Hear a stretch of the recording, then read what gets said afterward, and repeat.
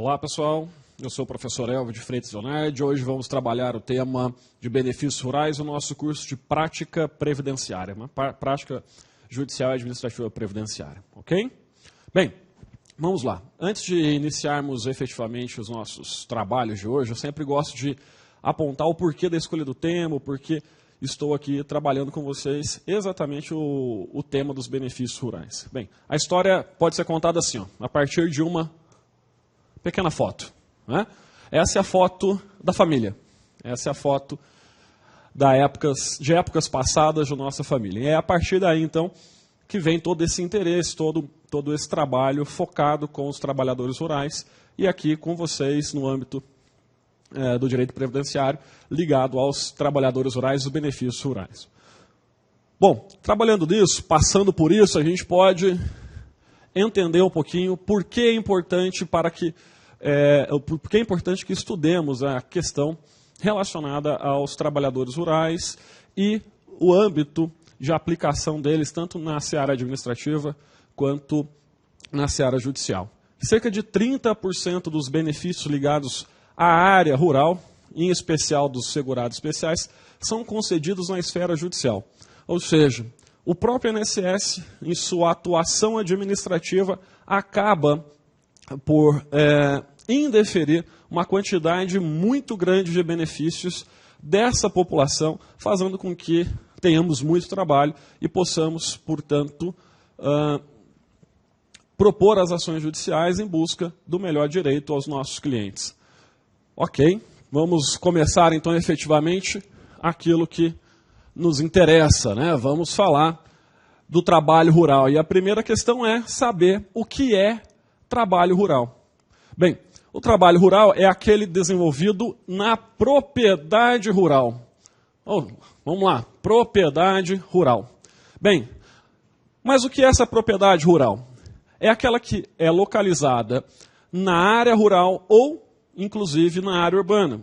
E aí é o primeiro apontamento que eu gosto de chamar a atenção de vocês. A propriedade rural não está localizada, não fica exclusivamente em uma área denominada rural.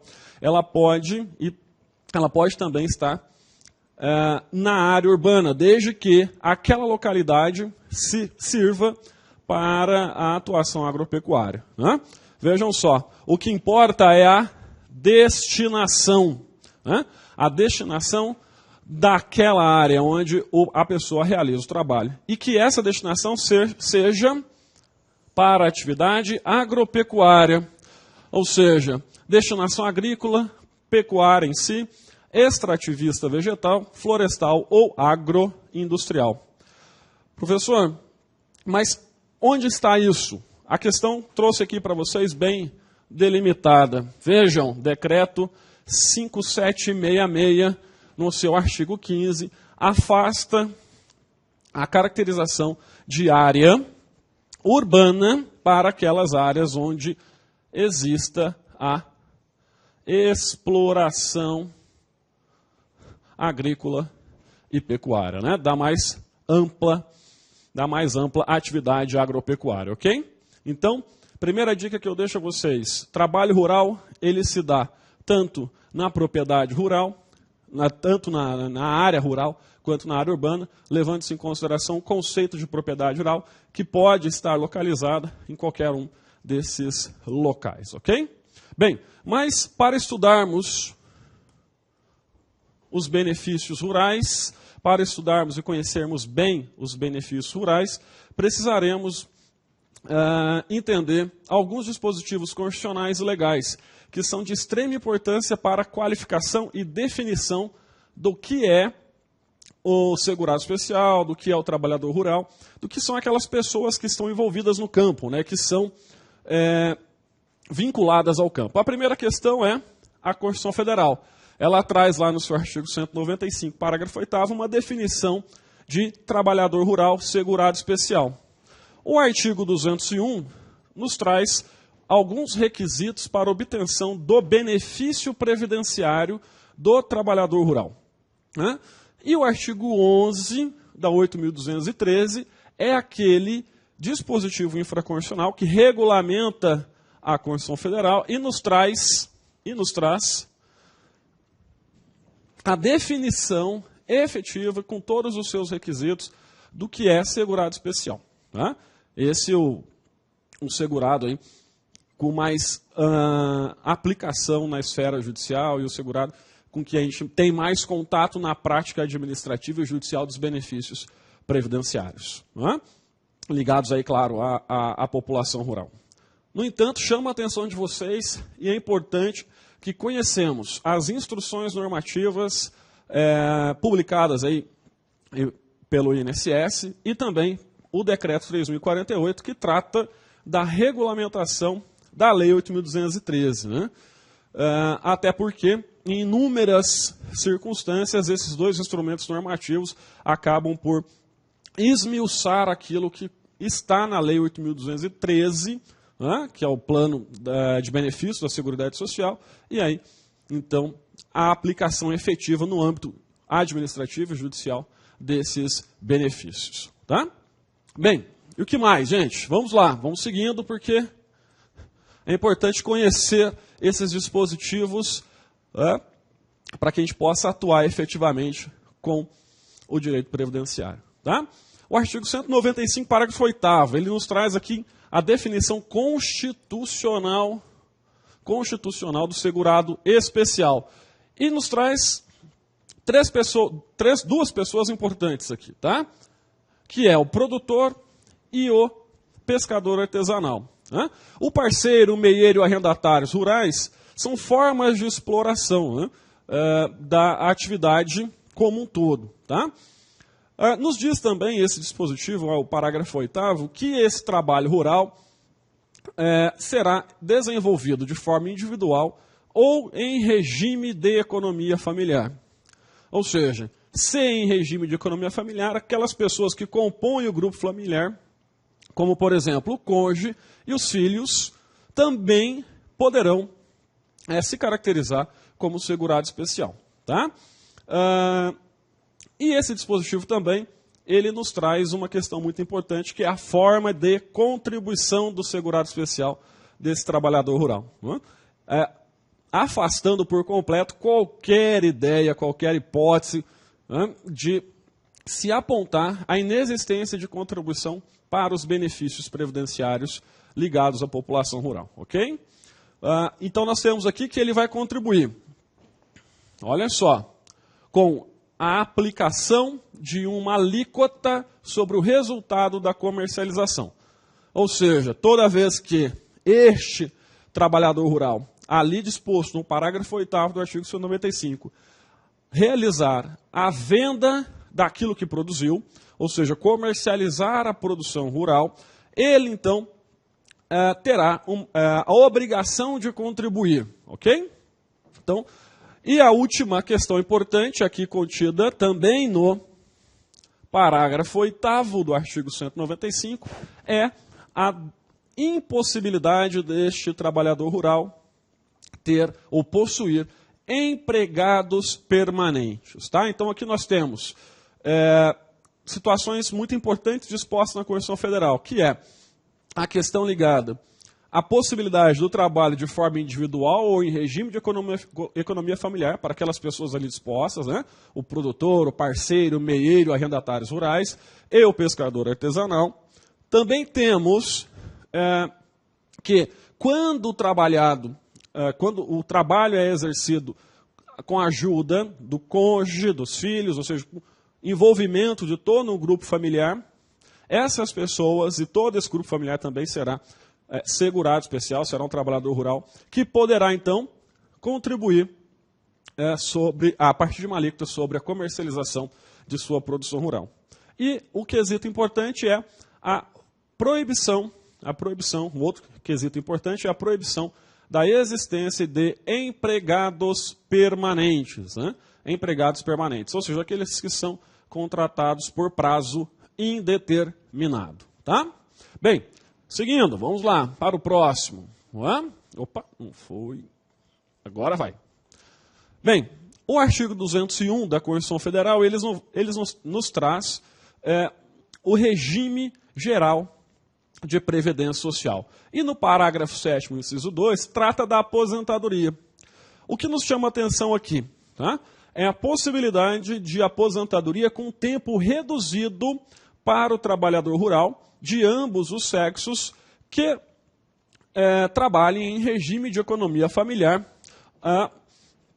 E aqui vem bem destacado, para que a gente não esqueça, tá? que aquele requisito etário,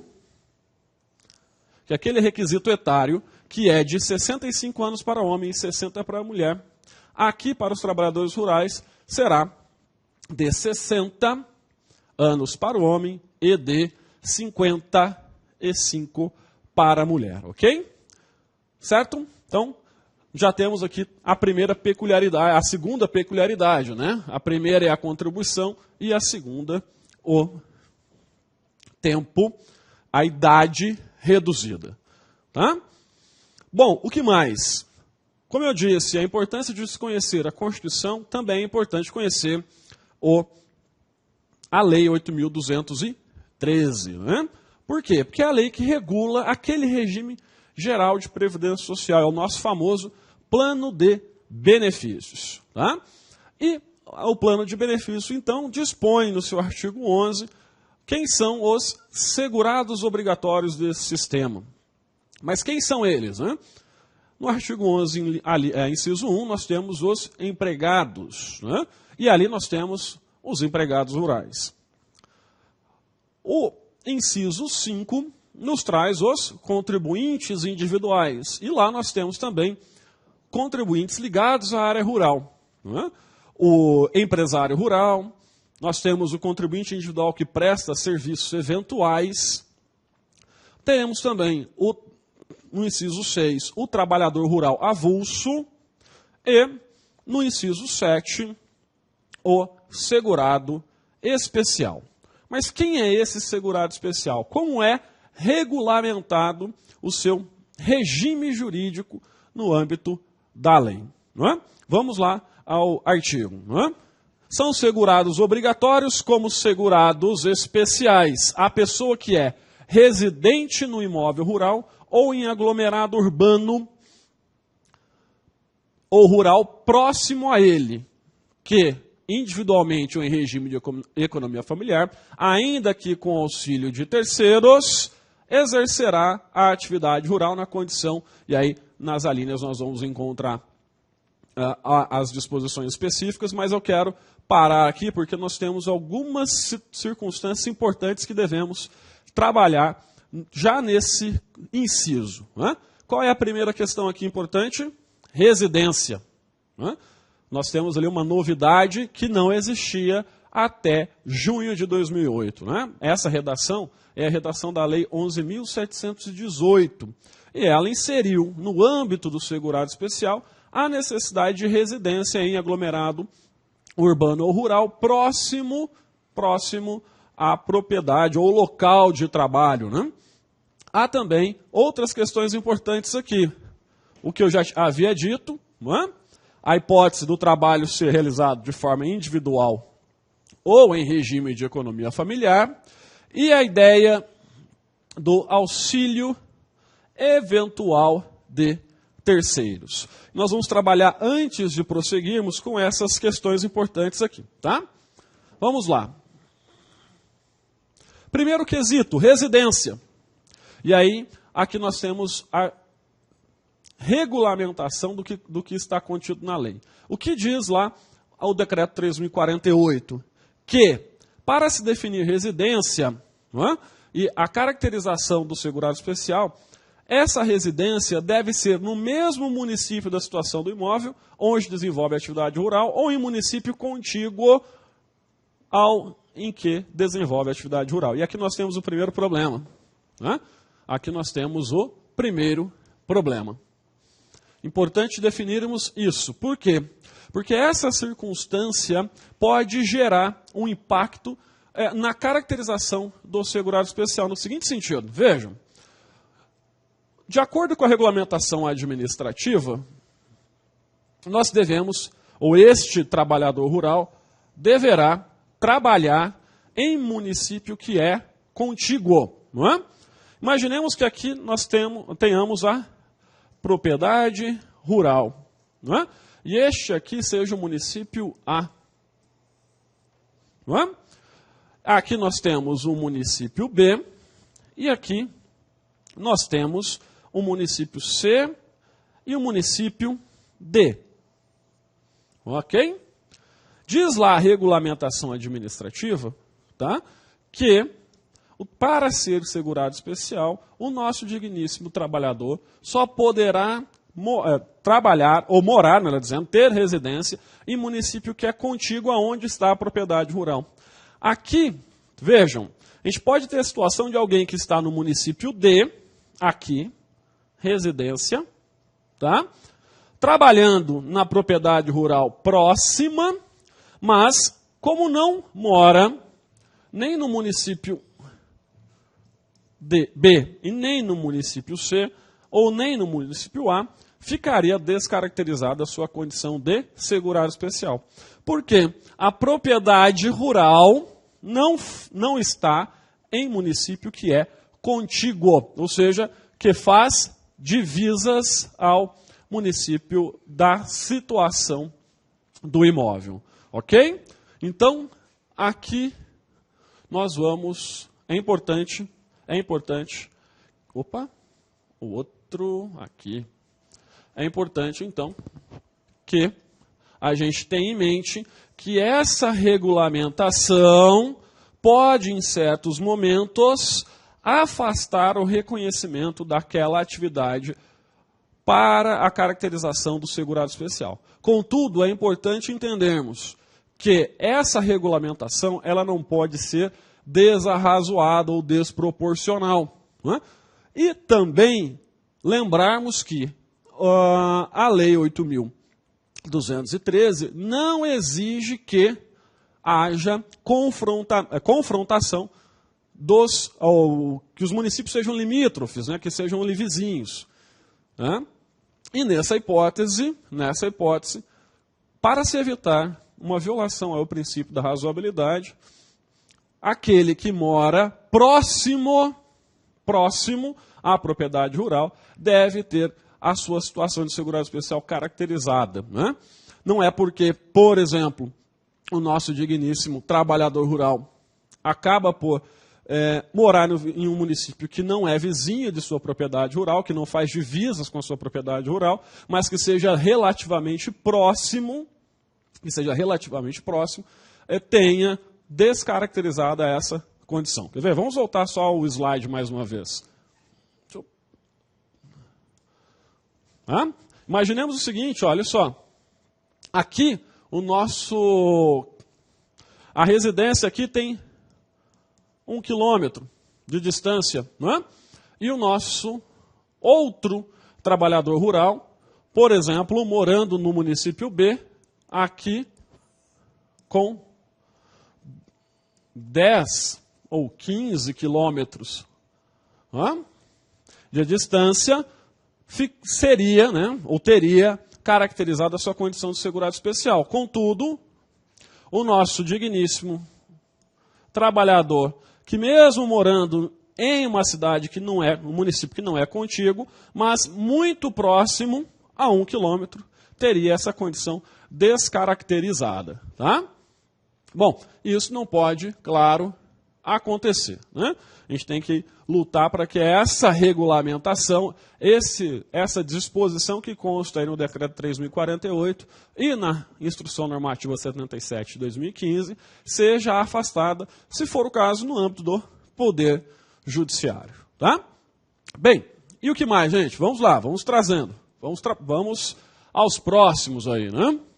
Auxílio eventual de terceiros também está lá no Decreto 3.048 e na Instrução Normativa 77. Bom, o que nos diz essas disposições?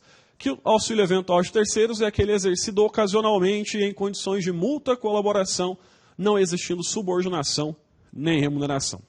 Para quem ainda está iniciando na atividade da advocacia previdenciária, talvez não tenha escutado o termo, né? Mas aqueles que, porventura, já tenham trabalhado em alguma ação, ou estejam aí já habituados ao direito previdenciário, né, no reconhecimento do tempo de trabalho, principalmente rural, já devem ter ouvido falar do termo troca de serviço. E é isso o que é, basicamente, no mundo aí dos fenômenos, né, no mundo em que vivemos, o auxílio eventual de terceiros. Né? O que era a troca de serviço? É, na verdade, um grande multirão de trabalhadores rurais, né, proprietários ou não, parceiros, porcenteiros, né, para que, em determinado período, os trabalhos rurais possam ser realizados por todos aqueles que compõem uma determinada área, ali, uma região. Né? Por exemplo, a colheita do café, né, que demanda aí bastante um trabalho manual em determinados locais ainda grande. Né? Então, os vizinhos ali se juntam e vão trabalhar ali em conjunto, uma determinada semana na propriedade de um, em outra determinada semana na propriedade do outro, e assim vão sucessivamente até terminarem terminarem a colheita de todas as propriedades. Né? Esse é o trabalho, o auxílio eventual de terceiros, né? A famosa troca de dias. Ok? Bem, vamos lá, vamos prosseguindo. Né? Vamos prosseguindo.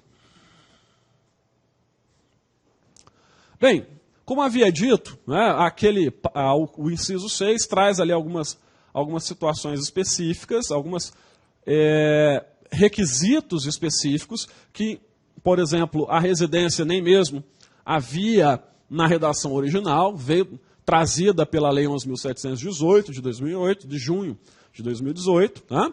E aqui nós vamos ter também, na linha A, no item 1, nós vamos ter também um novo requisito muito importante para a caracterização dos segurados especiais. Tá? Diz lá o dispositivo que o produtor, o parceiro, o meieiro, o comodatário, uma série de formas de exploração, né, da atividade rural, poderá ser na forma da agropecuária com uma propriedade que não supere os 4 módulos fiscais. Né? Mas o que é isso? Né? Conceito novo é esse que foi trazido pela 11.718, pela Lei 11.718. Tá? O conceito de módulos fiscais já existe há um bom tempo, desde a década de 60, tá? Trazido pela legislação do trabalho rural. E agora, então, foi inserido no plano de benefícios da Previdência Social, né, do regime geral de Previdência Social, para definir e caracterizar o segurado especial. Tá? Na verdade, aqui também há uma aproximação do conceito da agricultura familiar. Né? Da agricultura familiar. E aqui, dessa definição, nós vamos poder, então, extrair o que são, melhor dizendo, os módulos fiscais. Né? Primeira questão importante, como a gente vai aferir, né? De que forma vamos aferir o tamanho dessa propriedade, né? De que forma nós vamos saber o que é, ou o que são esses 4 módulos fiscais, ou o tamanho, né, do que é um módulo fiscal. A gente vai ter que conhecer algumas situações muito importantes aí no âmbito da legislação do direito agrário. Né? Mas antes é importante entender o seguinte, ali antes da definição de módulos, deixa eu só voltar aqui rapidinho, nós temos um outro conceito importante, tá? Um outro conceito muito importante, que é agropecuária. Né? Sabermos o que é agropecuária, para depois, então, trabalharmos com a área, né? Ou seja, o tamanho dessa área que vai ser exercido o trabalho da agropecuária, que vai definida, então, em 4 módulos fiscais. Tá? Mas o que é agropecuária? Né? O que é agropecuária? Trouxe aqui para vocês esse conceito. Na agropecuária, na verdade, é simplesmente o gênero de uma palavra que reúne conceitos de agricultura e pecuária. Né? Setor primário, onde há produção de bens de consumo, cultivo de plantas, criação de animais, trabalho hortifrutigranjeiro, todas essas atividades ligadas à agricultura. Tá? Bom, mas e esse critério aí da quantidade de módulos fiscais? Né? O que é? Primeiro apontamento, importante, válido apenas a partir da edição, da publicação da Lei 11.718. E a instrução normativa nos traz essa essa indicação de forma muito clara, né? De forma muito clara, a partir de 23 de junho de 2008. Né? A partir dessa data, haveria uma limitação para a caracterização do conceito de segurado especial. Elvio, e antes, existia? Não existia definição de tamanho da propriedade. Havia apenas e tão somente uma caracterização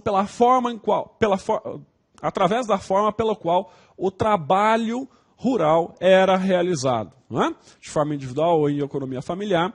Tá? E essa questão foi definida, inclusive, em uma súmula da Turma Nacional de Uniformização. Né? No âmbito judicial, se requeria muito, através da Procuradoria do INSS, ela exigia que a área agricultável, né, que servia à agropecuária, não pudesse ser superior ao módulo rural, que é um outro conceito, né, definido aí por região, por cidade, também pelo INCRA. Tá? Mas aqui a definição, e como não havia esse critério, né, de definição de tamanho da propriedade rural, até aquele momento, até 2008, não se falava então em tamanho da propriedade. Tá? Esse requisito específico, esse requisito objetivo, ele vem a partir de 2008, 23 de junho de 2008, e aí então a gente passa a ter que tomar cuidado, na análise dos documentos, na análise dos processos administrativos. Por quê? Porque a instrução normativa é muito clara, quando superado o tamanho dessa propriedade, dos 4 módulos fiscais, há descaracterização do trabalho como segurado especial, tá? E aí isso pode gerar aí problemas para os nossos clientes. Por isso é importante entender e conhecer esse conceito e saber onde ele está definido e de que forma ele vem regulamentado, tá? E vamos fazer isso agora. Aqui o período pretérito, né, que eu havia dito. Vamos voltar aqui. Borrachinha. Voltando, né, só para dar o destaque aqui do que eu havia falado, né, a súmula número 30, momento pretérito, né? Súmula número 30 da TNU, o fato do imóvel ser superior ao módulo rural não afasta por si só o trabalho, a qualificação de seu proprietário ou quem ali trabalhar como segurado especial, né? Desde que comprovado nos autos que a sua exploração se dava em regime de economia familiar. Tá? Ok? Mas vamos seguindo. Vamos lá. Critério, né? Como eu já havia dito, aproximação ao conceito de agricultura familiar, lá definido na 11.376 em 2006. Né? Lá também se definiu como agricultura familiar aquela que era exercida, tá? Familiar, aquela que era exercida em propriedade de até 4 módulos rurais. Tá? Então nós temos aqui a ideia de trazer para o conceito da agricultura familiar, tá, o segurado especial. Ok? Bom, e o módulo fiscal? E o módulo fiscal, o que ele nos traz? Quais são as suas definições? Eu trouxe rapidamente as definições que estão lá dispostas no artigo 50, parágrafo 2º da Lei 4.504. Né? Módulo fiscal, portanto, é a unidade de medida expressa em hectares. E ela é fixada para cada município e considera alguns fatores. Então vejam só, módulo fiscal é medida expressa em hectares, fixada para cada município. Ora, então, cada município do Brasil tem um módulo fiscal, é óbvio? Tem. Os mais de 5.000 municípios do Brasil possuem o seu módulo fiscal. Cada qual tem um. Né? Elvio, mas o que é hectare? Medida, né? É um tamanho, é uma propriedade de até 10.000 metros quadrados. Então, 1 hectare equivale a 10.000 metros quadrados. Mas, Elvio, o que significa isso, né? 10 mil metros quadrados. Quem já jogou futebol, ou quem assiste pela TV, vai lembrar o tamanho do campo de futebol, e eu vou dizer para vocês que é mais ou menos o tamanho de um campo e meio de futebol. Né? Mais ou menos ali o tamanho de um campo e meio de futebol. Tá? Então, é medida expressa em hectares, que cada hectare tem 10 mil metros quadrados, isso significa mais ou menos ali um campo e meio de futebol. Tá? E o módulo fiscal também definido por município. E leva em consideração o quê? E a própria lei, lá, o parágrafo 2º do artigo 50, vai nos dizer, tá? Leva em consideração, primeiro, olha só, conceito de propriedade familiar. A gente vai ver daqui a pouco o que é, tá? Leva em consideração, vejam, o tipo de exploração predominante no município. A renda obtida com essa exploração predominante. E outras explorações que não predominantes sejam significativas naquela área, né, naquele município. Ou seja, vamos imaginar o seguinte, um município do interior do Brasil que tenha a atividade predominante do plantio de soja, tá? Ou o plantio de milho, né, lavouras brancas, as famosas lavouras brancas. Né?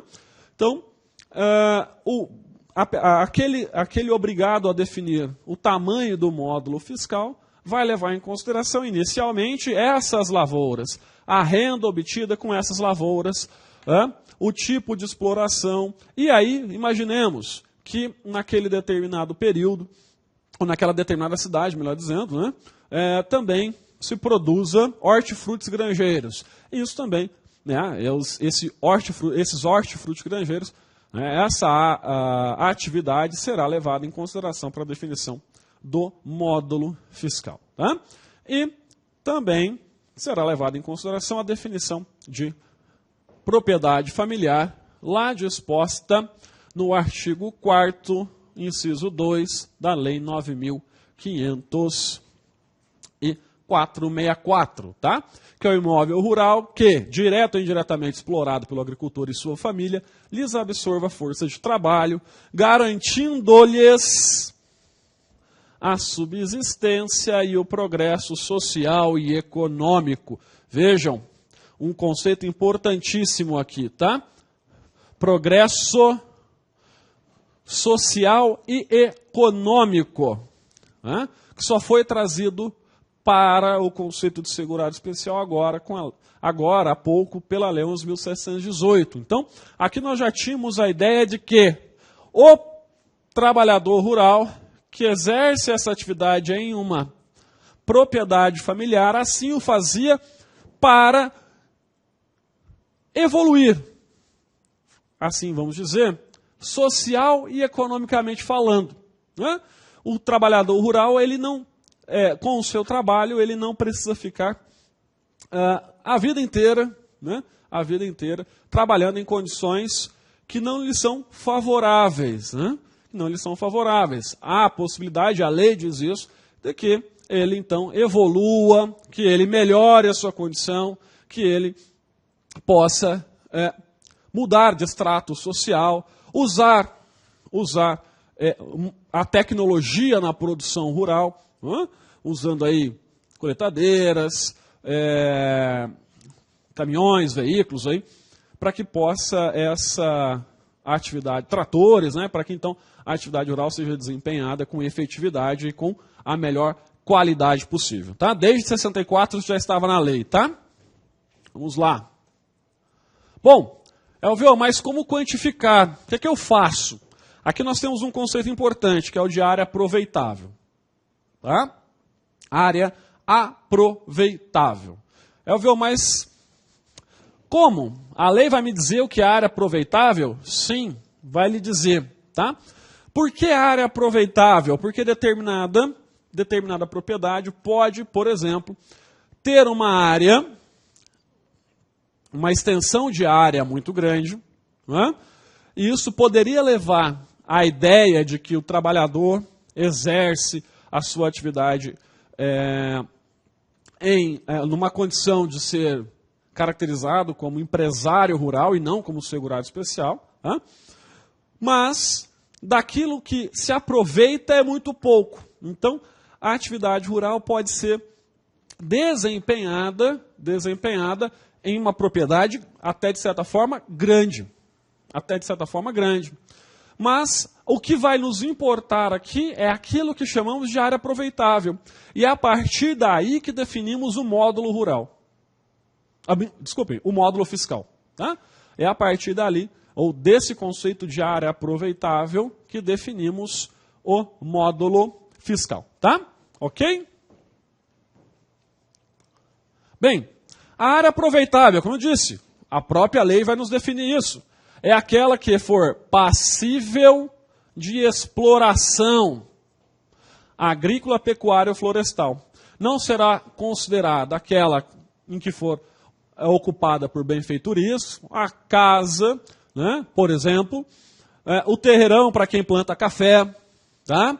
As garagens dos maquinários, se for o caso, aquela ocupada por floresta ou mata de preservação permanente ou reflorestada, e aquela que for imprestável para qualquer exploração agrícola. Por exemplo, agrícola, pecuária, vegetal, né, florestal, ou seja, aquela que, um exemplo aí, a famosa pedreira, né, um local ali de muitas pedras, em que ali não é possível plantar, ok? Então, definido, melhor dizendo, o conceito de área aproveitável, a gente pode, então, definir, a partir daí, tá, o conceito de módulo fiscal, ou pelo menos descobrir o tamanho do módulo fiscal em cada localidade, onde você aí, aluno, está localizado. Tá? Vejamos. Quem define? INCRA, não é? E onde está definido? O principal documento normativo que define o que é o módulo fiscal é a Instrução Normativa número 20, Instrução Especial número 20 do INCRA, de 1980. Tá? Esses e outros documentos a gente pode encontrar lá na página do INCRA, tá? Lá na página da internet do INCRA, e de fácil busca, ok? Mas, para conhecer essa instrução, basta digitar no Google, né? Instrução Especial número 20 INCRA. Rapidamente ela vem aí, e vocês vão poder conhecer município por município. Essa é a principal, não quero dizer que não existam outras, tá? Existem, claro. Em 1980, muitos dos municípios brasileiros ainda nem existiam, tá?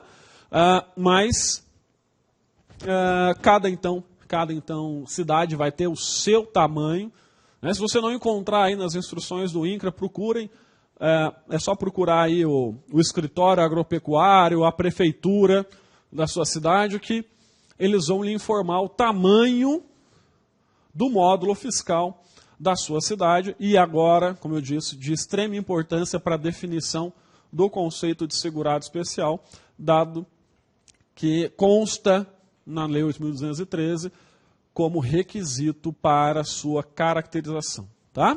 Ok? Bem, seguindo. Serão ainda segurados obrigatórios os seringueiros ou extrativista vegetal, né? Aqueles que façam dessas atividades o seu principal meio de vida. Tá? Bom, para o seringueiro e o extrativista vegetal, o que é importante? Lembrar, não existe limitação de área. Aqui não se fala, lembra a historinha dos 4 módulos?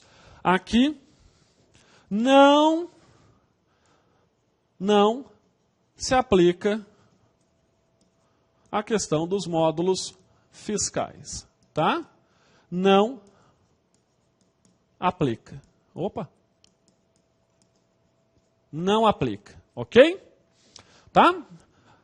É um sistema de colheita, né, baseado na exploração através de coleta e extração. Errado aqui, peraí. da extração e coleta, né? Exploração baseada na extração e coleta, e tem um objetivo principal, né? Um objetivo principal: garantir perenidade dos recursos ambientais renováveis e dos processos ecológicos. Tá? A importância, então, da verificação do conceito de seringueiro extrativista vegetal é a não aplicação do conceito de módulos fiscais para esses trabalhadores, e o trabalho é de exploração baseado na coleta e extração, tá? Com a garantia, com a busca e garantia da perenidade dos recursos naturais. Tá? Bom, há também, dentro do conceito de segurado especial, o pescador e o assemelhado. Tá? Ao pescador e o assemelhado, que façam da pesca profissão habitual ou principal meio de vida. Ok? Então aqui nós vamos ter mais uma espécie, tá? Mais uma espécie de trabalhador de segurado especial. Então, assim, só para a gente definir, tá? Nós temos aquele que trabalha na agropecuária, tá? Nós temos o extrativista ou extrativista seringueiro, e temos e essa aqui é o famoso produtor, né? Nós temos aqui o pescador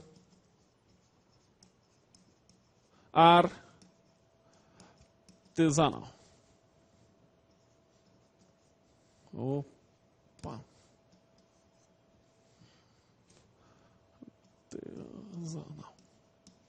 Então nós temos essas duas espécies, produtor e o pescador artesanal. E o produtor, ele é aquele que trabalha na agropecuária, ou é o extrativista vegetal e o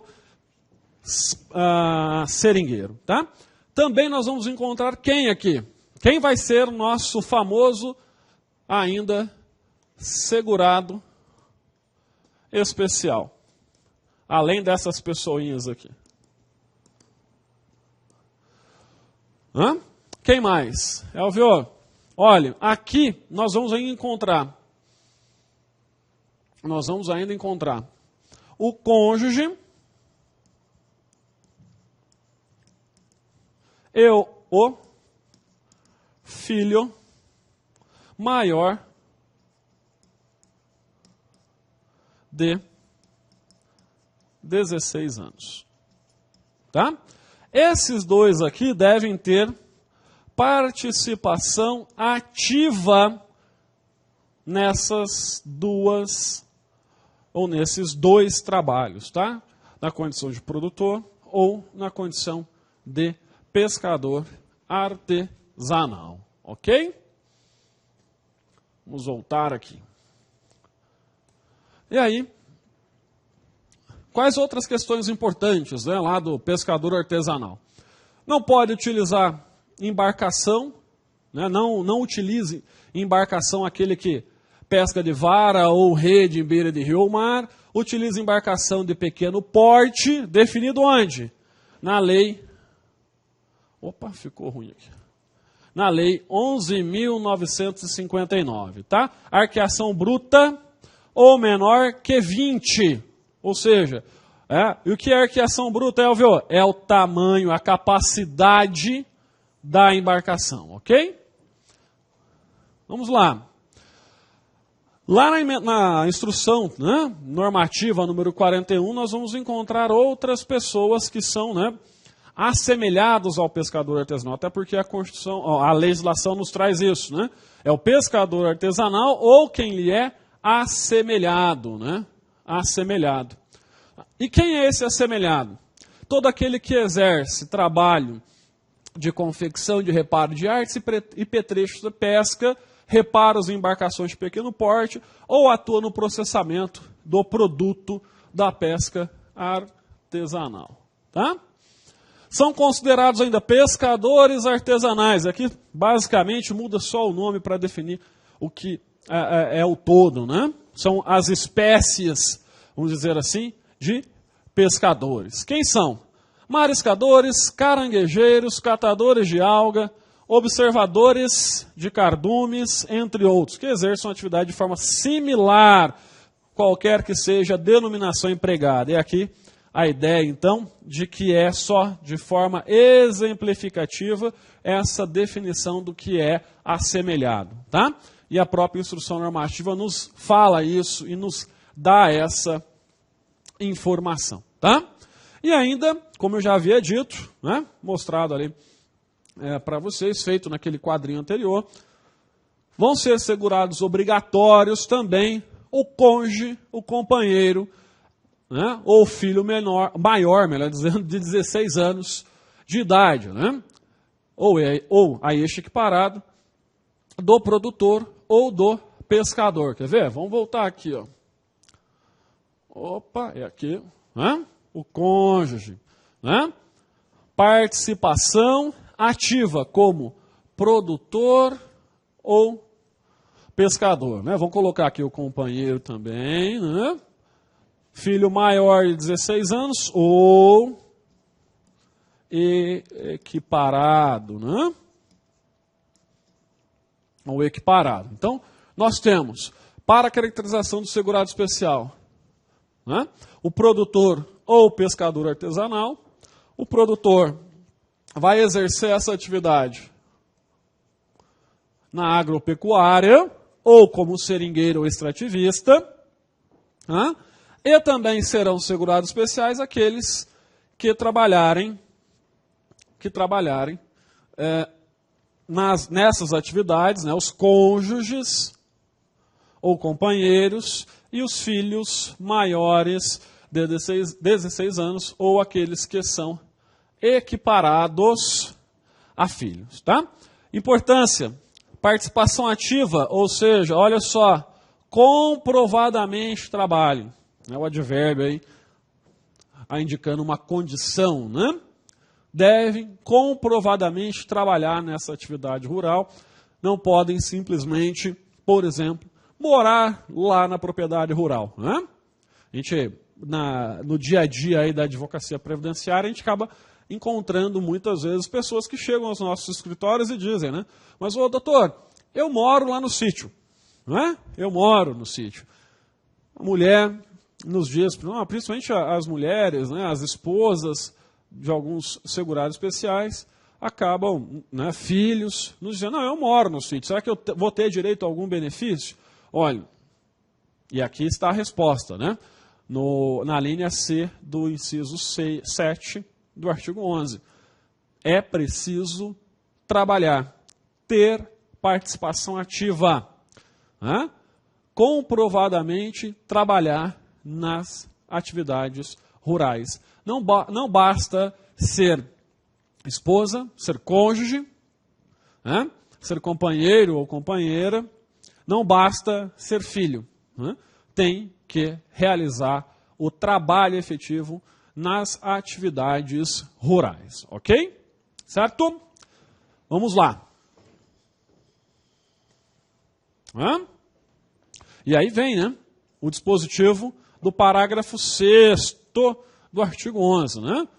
Vai dizer que para serem considerados segurados especiais, o cônjuge, o companheiro e os filhos maiores de 16 anos ou a estes equiparados deverão ter participação ativa. Né? Participação ativa. Portanto, não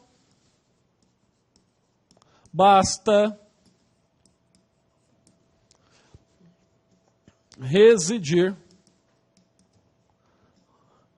na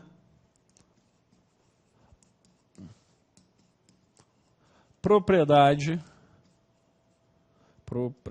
Opa.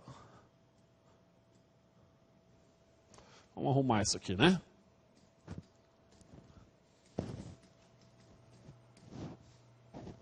Opa, voltou muito. Na propriedade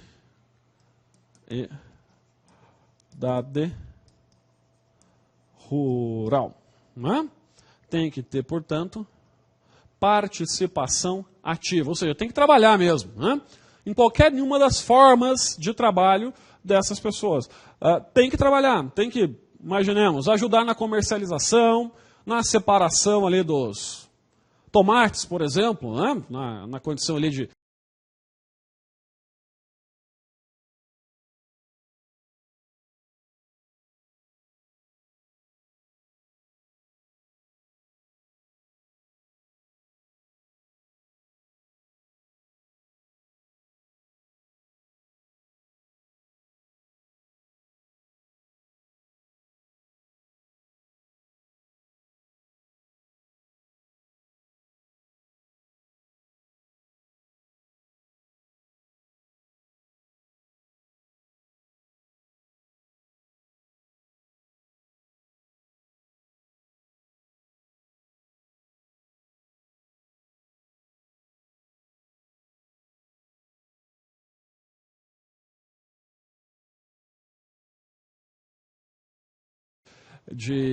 agricultor que plante ali hortifrutos grangeiros, tem que ajudar na separação do tomate, do pimentão, na escolha, na classificação, tem que trabalhar diretamente na lavoura, ou tem que ajudar na comercialização, tem que estar trabalhando na atividade rural. Não basta aí ficar em casa só olhando os outros, né? Tem que ter atividade, então, participação ativa na